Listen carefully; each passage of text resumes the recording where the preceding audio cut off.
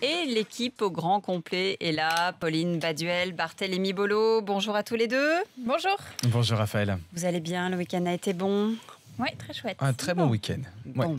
Pauline est partie chercher des Pokémon. Des Pokémon. C'est vrai, vous en avez trouvé, Pauline? Non, objectivement, je n'ai pas encore téléchargé l'application, mais j'ai vu des gens sur la plage de Cabourg chasser les Pokémon. Ah, on n'était pas loin. Moi, j'étais du côté du Havre. Il y avait un temps magnifique. Sublime, pas trop chaud, parfait. Barthélémy, si on s'intéressait à ce sondage, s'il vous plaît, on parle souvent des bancs qui se vident dans les églises de France, mais manifestement, les jeunes sont de plus en plus croyants. Et oui, 53% des jeunes déclarent avoir une religion. C'est le résultat d'un sondage qui est publié dans La Croix ce matin. Alors, parmi ces 53%, une immense majorité, ce sont des catholiques. C'est beaucoup plus en fait que le reste des Français, puisque 38% des Français disent avoir une religion. C'était le résultat d'une étude l'année dernière. C'est un sentiment en fait religieux qui progresse chez les jeunes. Il y a une décennie, c'était juste un tiers des jeunes qui se disaient avoir une religion. Alors, qui sont ces jeunes? C'est plutôt un garçon. C'est plutôt un citadin. Il faut arrêter d'avoir l'idée que c'est seulement dans les campagnes qu'on est croyant. Donc c'est plutôt dans les villes aujourd'hui. Il y a 2-3 chiffres qui sont intéressants dans cette étude. Est-ce que la religion est un facteur de paix, d'union? Eh bien non, pour 50% des personnes interrogées, c'est un facteur de division. Et un autre chiffre à retenir, c'est le fait que c'est plutôt difficile de pratiquer une religion en France. C'est leur sentiment à tous ces jeunes qui sont interrogés. C'est intéressant alors qu'il y a les GMJ qui commencent les journées mondiales de la jeunesse. C'est demain. Exactement. Ça commence demain. On en parlera évidemment sur RMC. Pauline, le 14 novembre, durant un essai de la ligne TGV Est, un essai a fait 11 morts. C'est vrai qu'on en avait parlé, mais forcément moins, puisqu'il y avait eu l'attentat du Bataclan le 13. La vitesse excessive avait déjà été constatée quelques jours plus tôt. C'est le Parisien qui nous donne cette information ce matin. Oui, nous sommes le mercredi 11 novembre 2015. 3 jours avant l'essai officiel du TGV, une équipe de 4 cheminots réalise un test en conditions réelles. Problème, pendant le trajet, le conducteur a de grandes difficultés pour maintenir la locomotive aux vitesses inscrites sur la feuille de route. Mais ces incidents ne semblent pas du tout l'inquiéter. Dans la retranscription d'un enregistrement que le Parisien a consulté, eh bien, l'une des personnes présentes dans la cabine relativise. On sera meilleur samedi, dans 3 jours, le 14. On a bien repéré le terrain, sauf que le jour J, eh bien, le TGV déraille à 243 km/h sur une portion où sa vitesse ne devait pas dépasser les 176 km/h. Le Parisien toujours qui rapporte l'audition d'un cheminot à qui on aurait demandé d'essayer une vitesse supérieure encore à celle autorisée. Ils auraient fait des tests à des vitesses équivalentes à 360 km/h, alors que normalement les tests ne doivent jamais dépasser les 320 km/h. Pour les familles des victimes, évidemment, cette information souligne l'amateurisme de la SNCF qui n'a pas souhaité commenter. Le rapport interne sur l'accident doit être rendu au cours de l'été. Oui, d'autant que, souvenez-vous, il y avait des invités à bord de ce fameux TGV, de cette ligne TGV Est, où il y a eu 11 morts, donc le jour de ce funeste essai.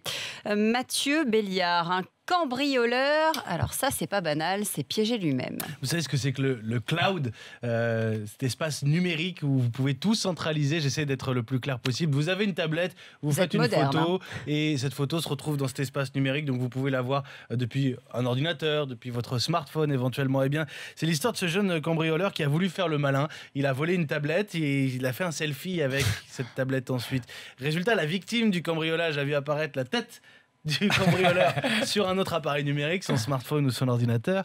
Il a contacté le commissariat de Juvisy dans l'Essonne, c'est là où on est, avec la photo du suspect, et les policiers lui ont dit: ah bah tiens, on le connaît. Ils sont vite allés l'interpeller, un jeune habitant de Grigny, 19 ans, chez qui ils ont aussi trouvé 8 grammes de cannabis. On va s'intéresser au GIGN, sans transition. Le GIGN qui fait, ça n'est pas banal, du covoiturage, Pauline. Oui, ça n'arrive pas tous les jours. En tout cas, cette adolescente de 17 ans aura des choses à raconter à la rentrée dans la cour de récré. Nous sommes mardi soir sur l'autoroute A7, plus exactement sur l'aire de repos de Montélimar. Le bus Nice-Paris fait une petite pause avec plein de jeunes à l'intérieur du bus. Ils descendent et puis il finit par repartir, sauf qu'il manque une passagère.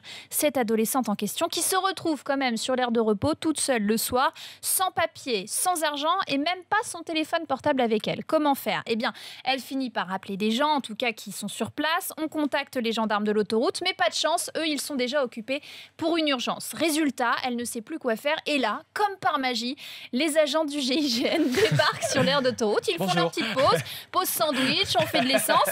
Et puis voilà, elle vient les voir, elle leur explique la situation. Le GIGN se dit, bon, on va faire quelque chose. On appelle la maman pour lui demander l'autorisation. Quand même. Bonjour madame, est-ce que je peux ramener... C'est le GIGN. Faut imaginer la réaction de la maman. Ramener votre fille à Paris, est-ce que vous nous l'autorisez ? Bien évidemment, la maman dit oui. Et c'est parti pour 600 km avec 6 agents du GIGN. Voilà, de quoi raconter. Je ne sais pas ce qu'ils ont pu se dire. Ça va lui faire des GIGN. Il revenait d'une intervention à Bolène, justement. En cagou civil. Non, mais ça peut être sympa comme covoiturage. Ça change. Ça fait des souvenirs. C'est différent. C'est différent. On se sent en sécurité, en tout cas. Ah, là, oui, c'était un retour. Ils ont le droit d'aller sur la bande d'arrêt d'urgence. Ils ont le droit de rouler vite. Les fleurs.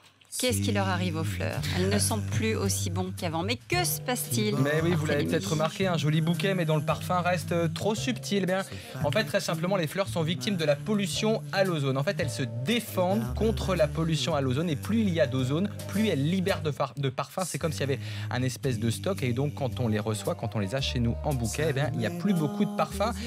La deuxième raison, c'est très simplement la sélection génétique. En fait, il faut choisir entre parfum et robustesse. Si on veut des fleurs qui durent longtemps chez soi, eh bien, elles sentiront moins bon. C'est le cas notamment des roses. C'est bien dommage.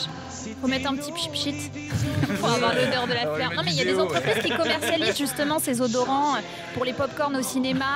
Voilà, l'odeur du pain, vous savez. Et bien, c'est pareil pour les fleurs. C'est quand même mieux l'odeur naturelle. Oui, je sais bien, mais c'est d'accord. Faut trouver une solution. Une branche, on va mettre un petit pétale rouge et tiens, c'est des roses. Le bouquet de fleurs. Bon, dites-moi, Mathieu, le Tour de France, ça y est, c'est fini, terminé. Pour les fans de vélo, quand même, il y a un vélo pas banal à acheter. C'est le vélo de Monsieur Jacques Anquetil. Rien que ça, pro de 53-69, Jacques Anquetil est originaire, tiens, vous étiez en Seine-Maritime ce week-end, il est originaire de Quincampoix près de Rouen et figurez-vous que ce Philippe, voilà, je cherchais son prénom, a récupéré ce vélo de la part de son papa qui était un fan de vélo, un vélo Reynolds. Il y en a 2 dans le monde comme ça et il est avéré que ce papa était ami avec le manager de Jacques Anquetil. Donc un vélo... Jacques Anquetil. Manager de Jack. Ce vélo, c'est un Reynolds 10,5 kg. Il a utilisé jusqu'à ses 19 ans, Jacques Anquetil.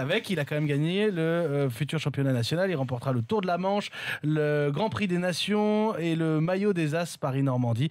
Après, il s'en est séparé puis il a gagné 5 Tours de France. Bon, et le prix ? On l'a pas encore. Le prix reste à fixer. Je ne sais pas combien peut valoir ce vélo. Se demande une pièce de musée. Parce que je suis pas sûr quand qu'on puisse même. prendre la route avec. S'il n'y en a que 2 en plus. Il ne faut pas rouler avec là maintenant. C'est bon.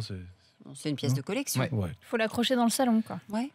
Un vélo dans le salon, sur le mur. C'est pas banal.